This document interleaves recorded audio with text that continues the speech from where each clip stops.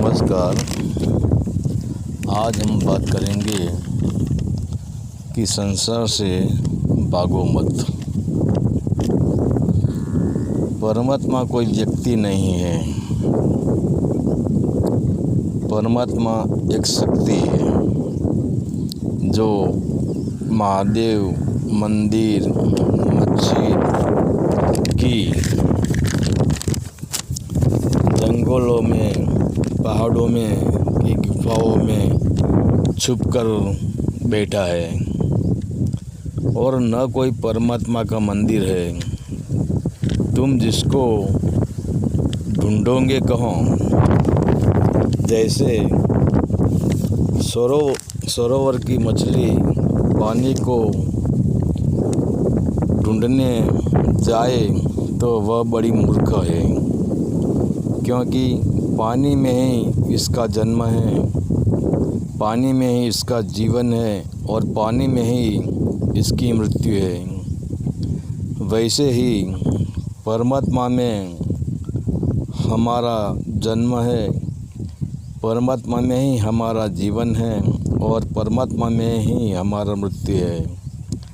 और बड़ी मज़े की बात यह है कि परमात्मा वह प्रेम है, तो प्रेम तो जुड़ाता है, प्रेम तो भागता नहीं है, किंतु अहंकार दूरी बना देता है, अहंकार भागता है।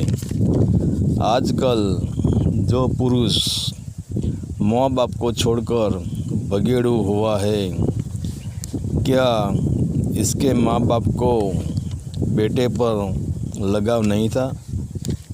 बेटे पर अरमान नहीं था?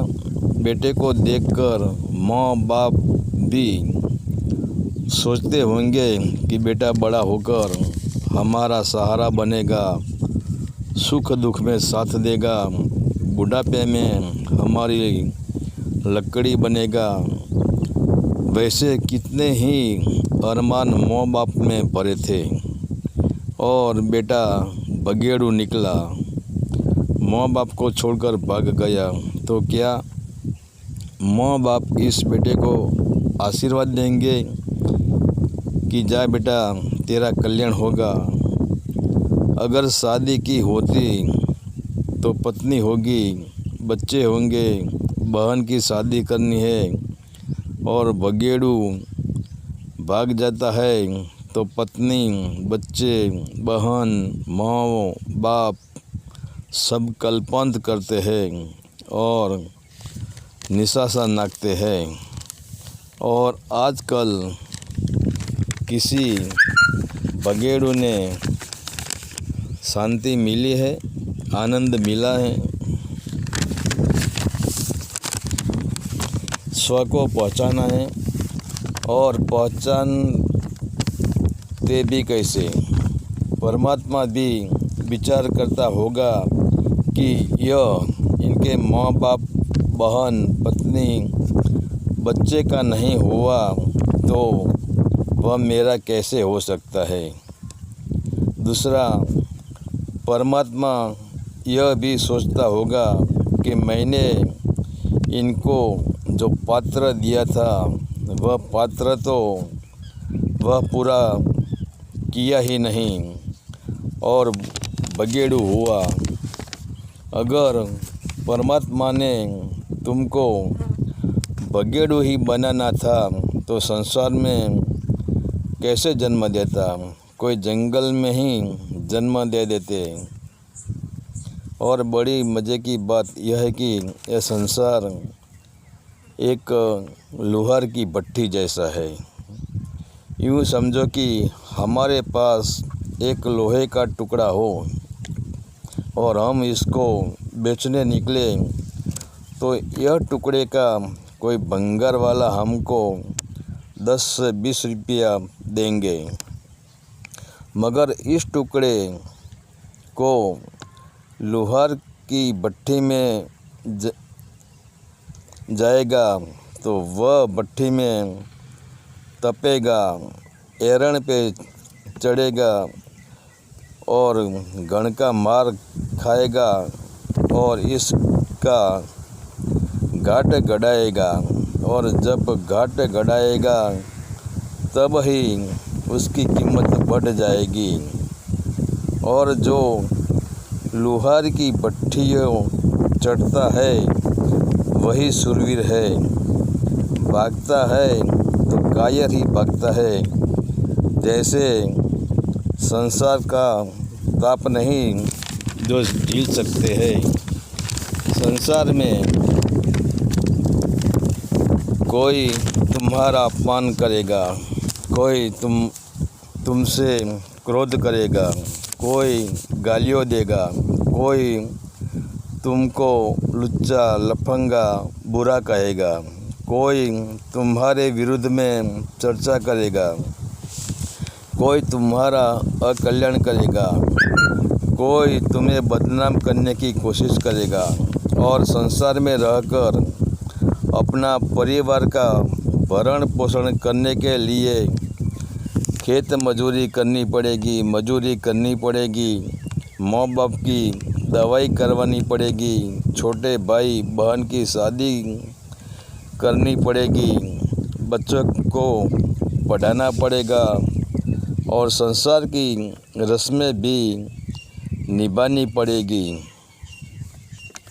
परिवार तो वह है जो संसार में रहकर, शूरवीर तो वह है जो संसार में रहकर परमात्मा ने दी हुई जिम्मेदारी को ठीक से निभाता है और संसार की भट्ठी में तपता है और संसार के रस्में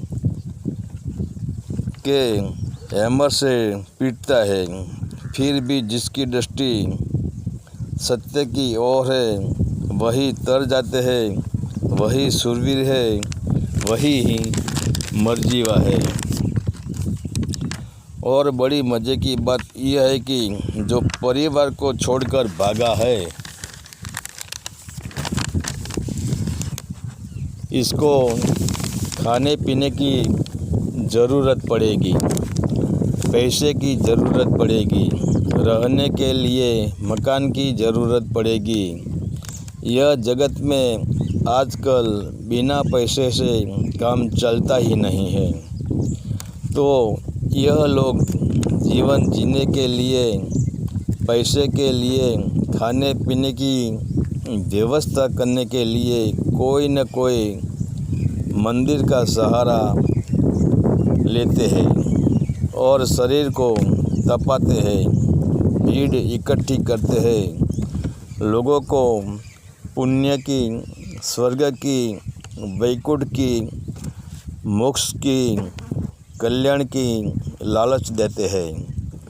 यूँ समझो कि हमारे घर में ज़्यादा चूहे हैं और इस चूहे को हमें पिंजरे में बंद करना है, तो क्या हम अकेला पिंजरा रखेंगे तो एक भी चूहा पिंजरे में नहीं आएगा। मगर चूहे को पिंजरे में लाने के लिए पिंजरे में लालच रखनी पड़ेगी, मतलब मिठाई रखनी पड़ेगी। तो मिठाई की लालच में चूहा पिंजरे में फंस जाएगा और जिसने वही आजकल सभी पिंजरे वाले ही दिखाई देते हैं और जिसने परमात्मा मिला है वह सभी संसारी को ही मिला है। हरि ओम तत्सत। आदेश का प्रणाम।